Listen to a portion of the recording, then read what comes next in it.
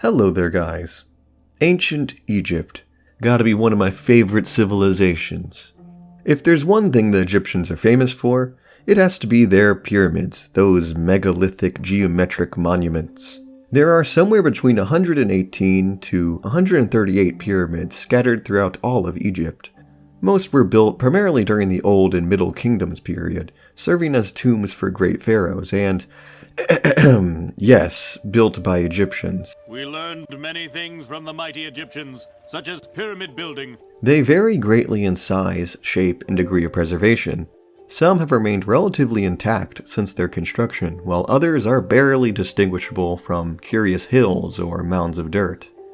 Without a doubt, the most impressive examples are the 3 pyramids at Giza, which were and still are some of the tallest man-made structures on the earth.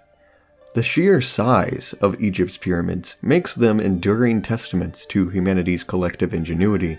Even after, in some instances, close to 5,000 years, they still stand silent and defiant on the desert landscape, baking under a hot sun. I would wager that even some of the most powerful weapons at our disposal today wouldn't be sufficient enough to completely destroy them. And yet, what if I were to tell you that 2 of Egypt's greatest pyramids are missing, and have been missing for over 2,000 years, without even leaving the smallest trace of their existence? I want to try to answer the question of how something as big as a pyramid can disappear.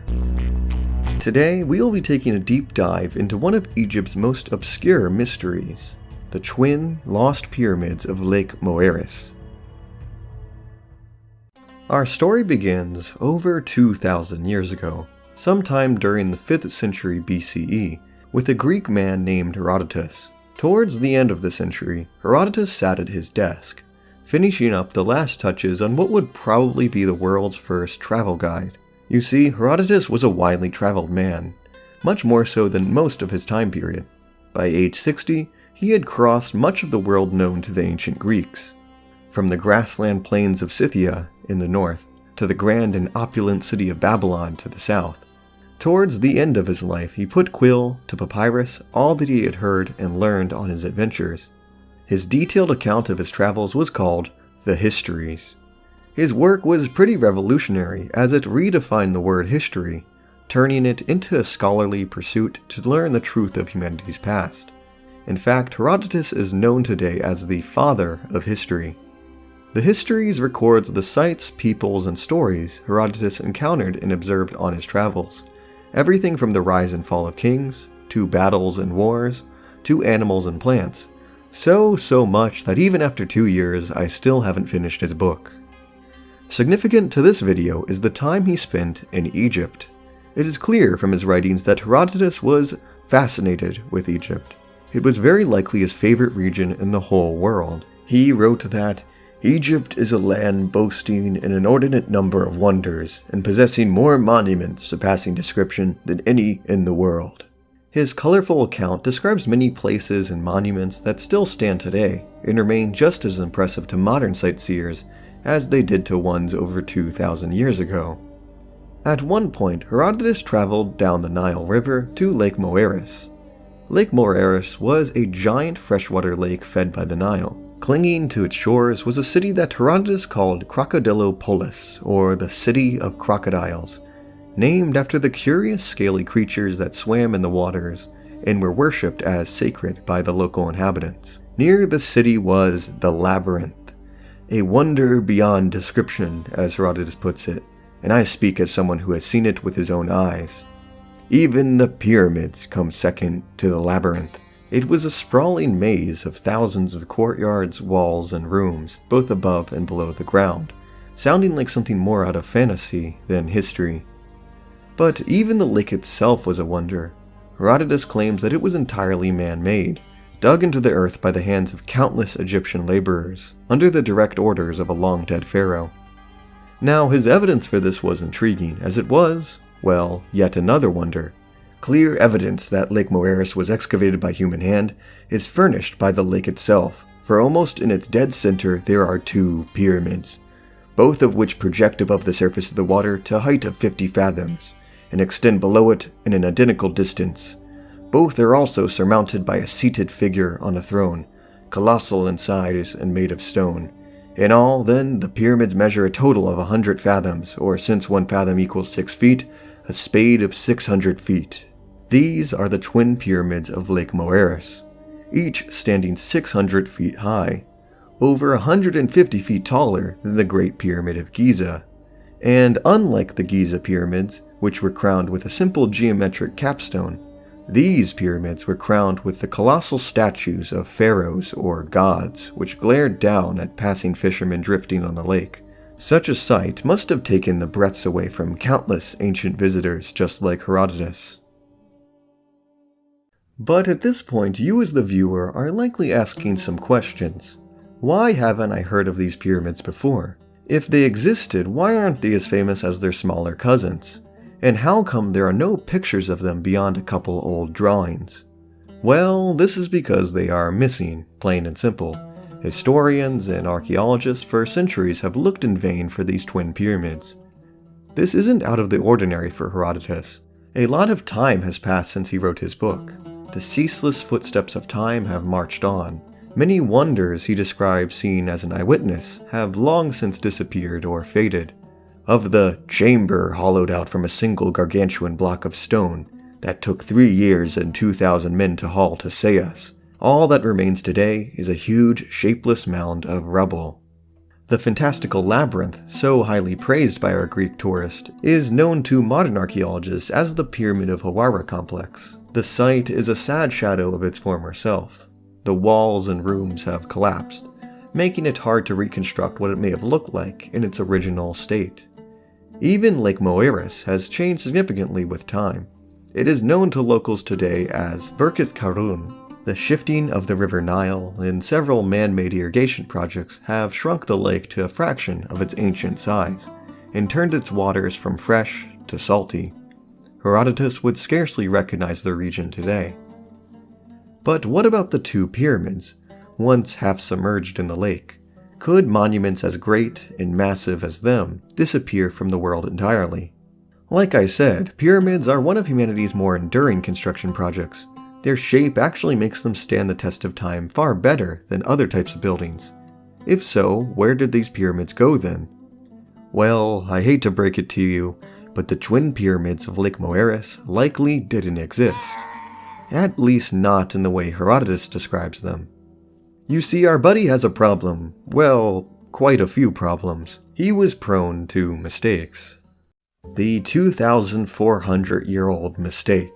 In the centuries since Herodotus finished his landmark work, readers found issues, inconsistencies that raised eyebrows. Gradually, the histories were shown to be filled with copious amounts of errors and misinformation. To the point that some critics have called Herodotus the father of lies, rather than the father of history. A great example of this phenomena can be seen in Herodotus' description of the Great Pyramid of Giza. Herodotus writes that the Great Pyramid was 800 feet high. Now, its true height is closer to 500, meaning the Greek almost doubled its height for his book. Lake Moeris was not a man-made lake as Herodotus claims, but was a natural reservoir that was only slightly modified by the ancient Egyptians. Many such exaggerations and errors have been demonstrated to fill the pages of the histories. Now, I'm actually going to defend Herodotus a little bit here. I'm not entirely convinced that his behavior was intentional, at least not all the time. Herodotus was visiting in Egypt very much past its prime. Many of the buildings and monuments he observed were already 1,000 years old, built before the Bronze Age collapse. Fetch me their soul! He was basically describing a post-apocalyptic landscape. Also, Herodotus freely admits that he could not read Egyptian hieroglyphics.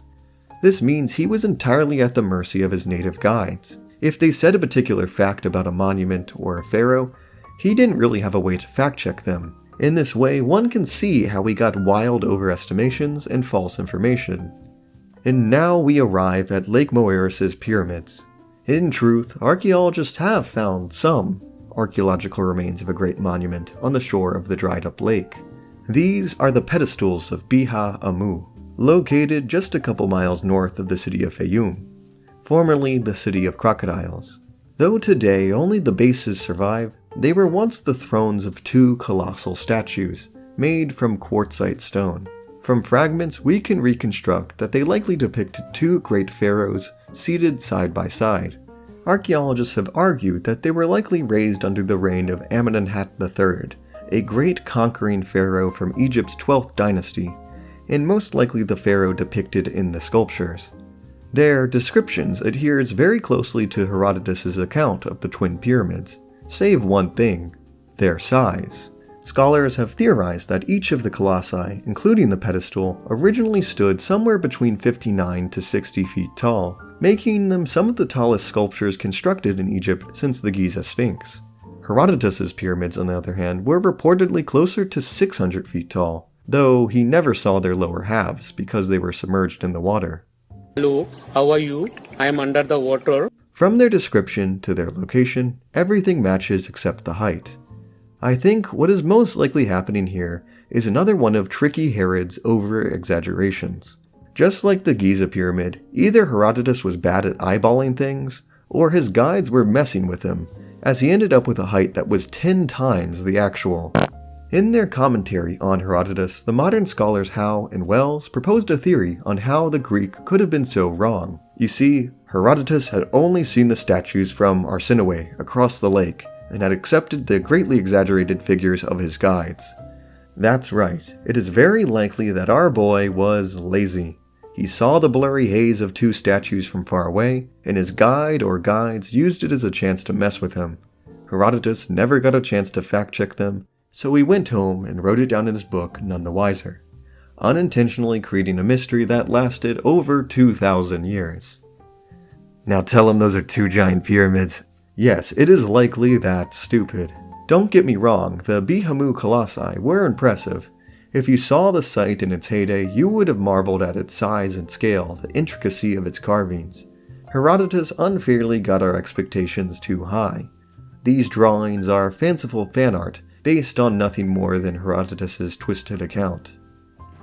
Now that we know what happened to the pyramids, what happened to the statues? Well, we know that they remained relatively intact as late as the 1240s AD, less than 700 years ago. An Islamic scholar wrote that he once saw them, but he later reported that they had been destroyed by locals who believed that treasure was hidden inside the two statues. I guess like a Tootsie Pop. And so the colossi were smashed into 100 smaller fragments, yielding nothing but their dignity, according to one account.